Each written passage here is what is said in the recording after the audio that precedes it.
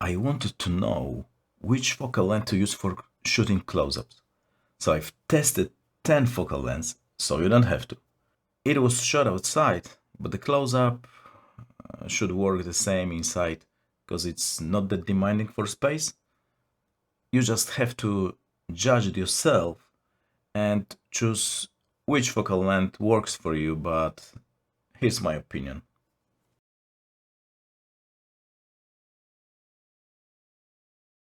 This is actually the first part of the series when I try to answer the question what lens to use outdoors for video. It is also a guide for photos to a degree, but you have to take in mind that full frame cameras have 3:2 aspect ratio for photos, while for videos it is 16:9. So framing is a bit different. And also, this video covers only horizontal shooting. I went through 10 focal lengths with 4 different crops. So close-up, portrait, medium shot, and full body shot. I've skipped American shot, for example, because you can average that from the medium and full. And this video is just about the close-up, so the face shot. I really tried my best to get the same framing for each shot, which is a very hard task, especially for wider lenses. So my close-up is more like the head and shoulders than the face alone, but still much tighter than the portrait, which usually includes the chest.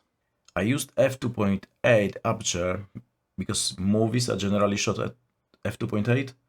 It's a good compromise between the amount of light which is let through and the sanity of the focus puller. Although if the sensor used is Super 35, then it becomes equivalent of f4 in terms of the depth of field. There are some movies shot at wide apertures, even less than f1, but f2.8 is most commonly used. Much higher apertures might also work outdoors, but you end up having everything in focus. Of course, it depends on the focal length. But when you use autofocus, then wider apertures does not matter that much if your camera has good AF. Although for some shots, like the close-up in that case, if the depth of field is too shallow, it looks kinda ridiculous, but this can be also a part of the storytelling or the creative choice actually. This particular video has been shot between 2 p.m. and 7 p.m. So for most shots, the sun has been shining really hard. Sometimes it went behind the clouds, but generally ND filter 4 has been used for all the shots to keep the 180-degree rule for this 25 frames per second footage. There would also be a longer comprehensive version of this video, which covers all the shots and explains how this has been shot with more details. It would be for more patient viewers, but it will probably take me at least a month to edit. And I went through 5 Sony A7 IV batteries and 8 big NPF batteries while shooting this video. So as you can see, it was really time consuming. And this video is for you if you want to see how close-up look on a different focal length and which lens to use based on the space you got, because even if you're outdoors, you might have like 20 meters, which is 66 feet, for full body shot at 200 millimeters.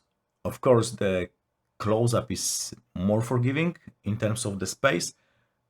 It is like 4 meters or 12 feet for 200 millimeters close-up, but on the other hand, for 12 millimeters, the sensor is just 25 centimeters, less than a feet from your face, so the lens hood is almost touching your nose. Shooting this has been also a valuable lesson for myself. First thing is the look each focal length creates, then the distance and camera position to be able to get each crop. I have also compared apertures lower than f2.8 whenever I could.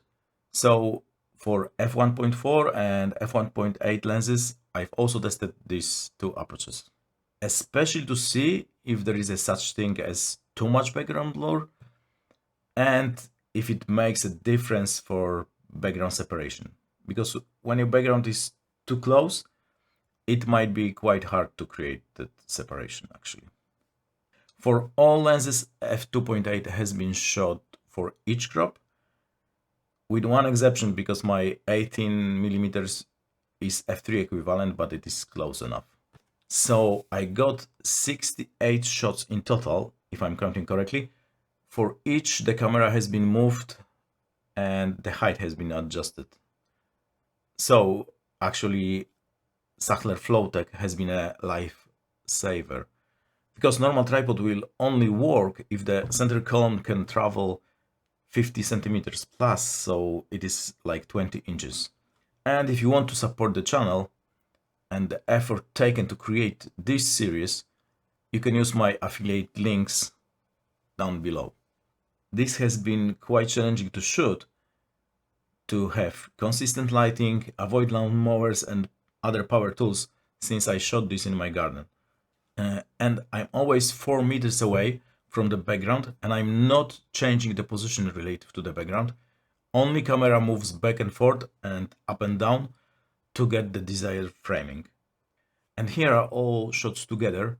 So 12 millimeters, 18, 24, 35, 55, 70, 85, 100, 135, and 200 millimeters. For me, anything 35 and up seems reasonable for shooting face close-up. 24 and below, as you can see, distort the face and it's not very pleasing, although there might be a purpose using a wider lens. For example, you can show the character isolation with the 12 millimeters, since the whole background is really small and seems far away. And you can also use this to express madness and some other emotions, which actually wider lenses tend to portray much better. Or sometimes you just have to use them if you want to show a lot of surroundings. There are actually big blockbusters shot exclusively on wide lenses, like the Revenant, which was shot on Alexa LF, and lenses were like 9 and 16 millimeters in full frame equivalent. But actually, based on the look and distance from the sensor to get this close-up framing, in my opinion, it starts to be reasonable on 35 and up. Here are also examples of different apertures for a few chosen focal lengths, and generally depth of field is identical regardless the focal length if the framing and aperture are the same. It is proven here, since you can see when and how much out of focus my ears are for the different apertures. But the depth of field looks the same for different focal lengths with the same aperture. The only thing that changes is actually the amount of the background included due to the lens compression. And this creates this illusion that the depth of field is shallower when the focal length is longer. But it is not true. Of course, the different focal lengths are used because of this feature to remove the background, either because it's ugly or destructive, or you want your audience to concentrate on the main character of the story. You can actually check this with DOF simulator, address in description down below. Again, going to examples for this 135 millimeters at f1.8, you cannot tell what's the background, and it is the same case for f2.8. And actually the background I have chosen hasn't been bad or destructive, but I actually left some items intentionally to show how the amount of background changes for each focal length. I have also included the hedge to my left to show the fall-off of the depth of field, and why apertures together with longer focal lengths might be useful if you want to eliminate the background. So even 4 meters away from the background, you can blow it away with 135 and totally isolate your subject. And also for longer focal lengths, not much of the background is included at all. since they tend to compress it. It is the similar story with 85. In my opinion, F1.4 and F1.8 are too shallow because even my ears are out of focus. For F2.8, it might be too shallow also if you want to show a little bit of the background. And it is especially visible if the clip is full screen. Sure, you might want that look, and this is your creative choice, but you should be aware what is the final result in that case. 55, the same story. F1.8 seems too shallow for the close-up, but again, it depends on the look at the background separation you are looking for, and of course how far or how close the background actually is. Then 35, depth of field is also the same, but because there is more background, you can guess what actually is there at F2.8. At 24, you can start to see the shapes of big things. Even if they are blurred, you can guess what they are, but generally depth of field is the same, unless your manufacturer lies about the aperture. And for 18 and 12, you can even see 3 meters tall objects like the whole hedge. And you can guess what they are. And since there is much more background included, this depth of field fall-off seems smaller, but it is actually an illusion which you can still use with your creative liking. And actually, to get the proper framing, the most annoying lenses were the widest, because for the long focal length, your frame is more or less when the lens points, but for wider ones, it might be the whole scene. So if you want your face to follow the rule of thirds, for example, then you might really struggle if you want to stand in the same place for each shot like I did in this video.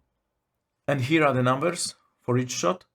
So focal length, aperture, and equivalence for full frame, APS-C, and macro four thirds. Also, which is probably more important, how each shot has been framed. So distance from the sensor to my face, and then the level of the middle of the sensor from the ground.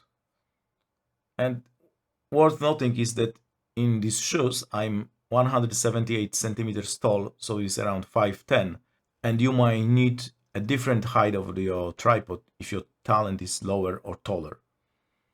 I hope this is useful, and please let me know what focal length do you prefer in the comments down below. Enjoy, and cheers, mate!